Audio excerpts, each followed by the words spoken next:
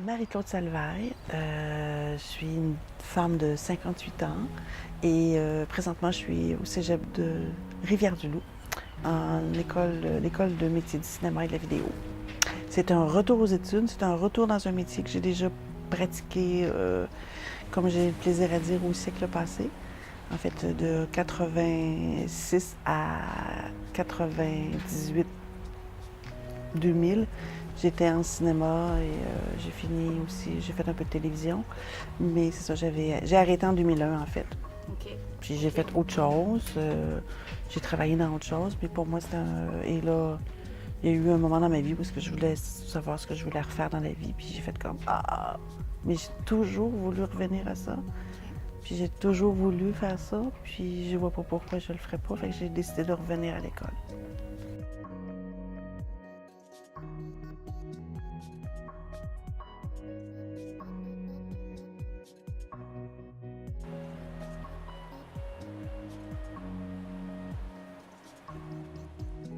J'ai eu des formations. J'ai pas été à l'université ni dans aucune école. À l'époque, il n'y avait pas d'école de cinéma. Là, je te parle des années 85. Là. Mais j'ai eu la possibilité de faire une formation, une première formation. Je suis devenue assistante monteur à ce moment-là en images et son. Et l'ONF en 89, 87, genre 87, a ouvert un programme sur l'équité d'emploi parce que là, ça commençait là, à te dire, il n'y a pas de femmes en son, il n'y a pas de femmes en mix, il n'y a pas de femmes en montage de son. Il y a beaucoup de femmes en monteur image, mais pas en montage son. Fait que moi, je suis allée déposer ma candidature, j'ai passé à travers les tests, et j'ai eu la formation pendant 1 an. Puis quand j'ai fini l'année, là, ils ont commencé à m'engager. C'est sûr qu'eux autres, ils ont investi dans ma formation. Alors pendant les 4 années qui ont suivi, là, j'ai eu des contrats avec eux. Fait que j'étais concentrée j'ai surtout fait du montage sonore de films d'animation. C'était comme très formateur. Je me suis amusée. C'était vraiment génial. Et ben là, de connaissances, relations et tout, là, on m'a dit, Marc-Claude, t'es pas monteur de son, t'es réalisatrice. Puis moi, je voulais pas le croire. Je voulais pas rien savoir. J'ai été très résistante parce que je sentais que la réalisation, c'était aussi une grande responsabilité, surtout en documentaire. En fiction, c'est ton imaginaire. Mais en documentaire, tu peux pas dire n'importe quoi. Puis je sentais la pression d'être une réalisatrice. Puis je voulais pas, mais on m'a vraiment poussée. Et je suis super contente. C'est comme ça que j'ai fait mon premier documentaire, qui était quand même, à l'époque, un moyen métrage de 52 minutes, avec une maison de production, avec l'aide et tout. J'étais extrêmement chanceuse.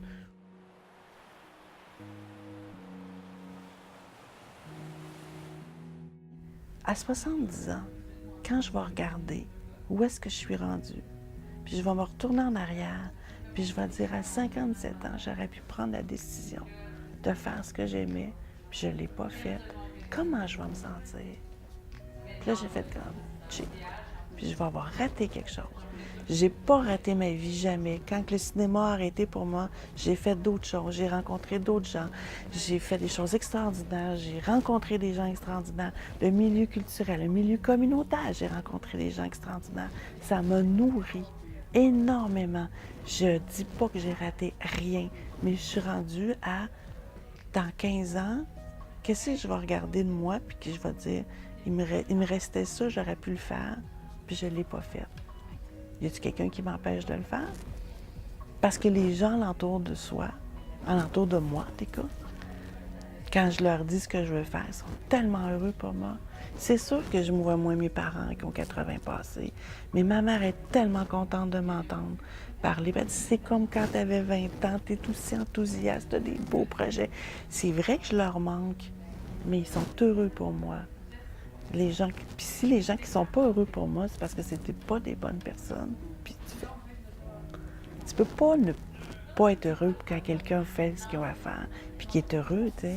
Si c'est de dessiner ou c'est d'aller faire de la nage, puis devenir professeur de nage d'aquaforme pour les personnes âgées, puis les jeunes, puis les mamans, puis c'est ça que tu veux faire, bien, fais-en de l'aquaforme, my God. On en a besoin des gens qui font de l'aquaforme, tu sais. C'est le bonheur, c'est pas juste de faire de la création. Toute forme de création est bonne, tu sais. Puis il y a une chose que j'ai acceptée aussi, puis que j'avais jamais accepté de ma vie, c'est mon niveau d'artiste qui a été toujours rejeté dans ma vie, que j'ai jamais accepté parce que j'étais pas assez bonne.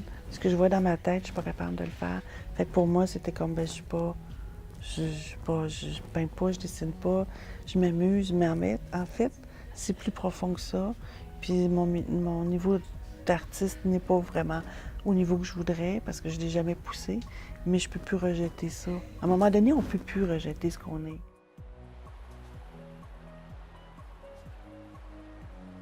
Qu'est-ce que j'ai envie de faire avec ma caméra? En fait,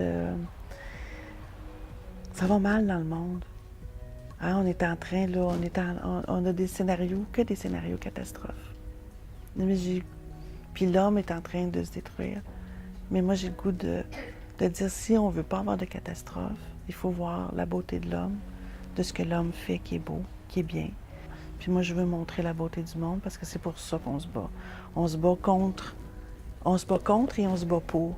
Fait que moi, mon arme, au lieu de dire, de dénoncer ce qui est pas bien, je vais montrer ce qui est beau. C'est ça que je veux faire. Fait que c'est vraiment ça que j'ai envie d'apporter. C'était le premier film que j'ai fait, le premier documentaire, c'était sur la violence.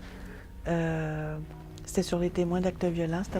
Ça a été lourd. C'était très lourd à travailler. Là, j'ai le goût de légèreté, puis j'ai le goût de beauté.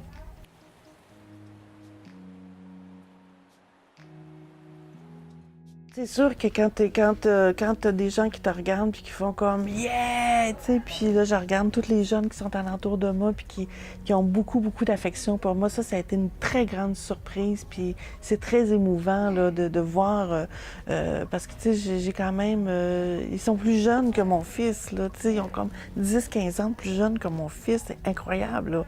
Mais non, mais ce groupe-là, ils ont été super le fun avec moi, mes proches. Ils sont super le fun. Ça va. On ne peut pas faire ça seul. Puis ça, c'est une des choses que j'ai appris en cinéma aussi. Tu peux pas faire. Il y en a qui le font, là. Mais on ne peut pas faire des films tout seul.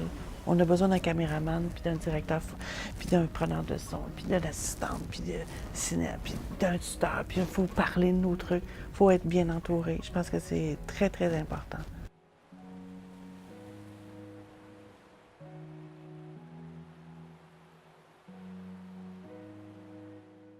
Avec l'école de métier du cinéma, la vidéo, notre travail final, c'est un documentaire.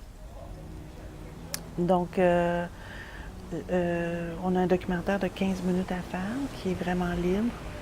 On peut le faire en équipe, mais on reste le réalisateur. Et il y a comme... très drôle, il y a un moment donné, j'ai fait une entrevue avec un réalisateur qui était un de nos travaux à faire. Et c'était Christian Mathieu Fournier. Et à un moment donné, il m'avait dit, Marc-Claude, parce que je disais, comment on fait un scénario, comment on travaille, comment ça, on écrit, on scénarise, on intellectualise. Puis il dit, non, oublie ça. C'est pas comme ça que ça se passe.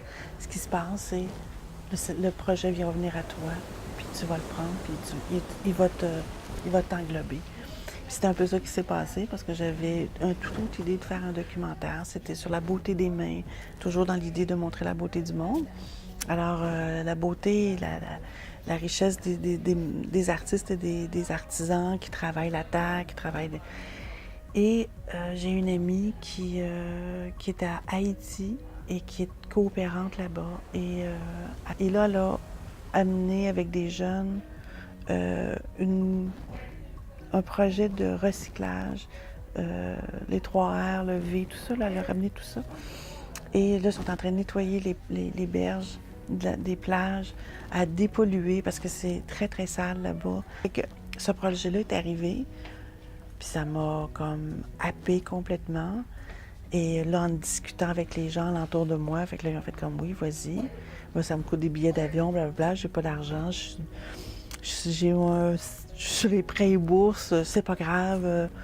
Ça me coûte pas cher d'aller là-bas, puis j'ai tout à gagner. Fait que j'amène un caméraman avec moi qui va faire qui va faire toute mon image. C'est un gars qui connaît beaucoup le voyage, qui a beaucoup voyagé, fait que ça me rassure beaucoup.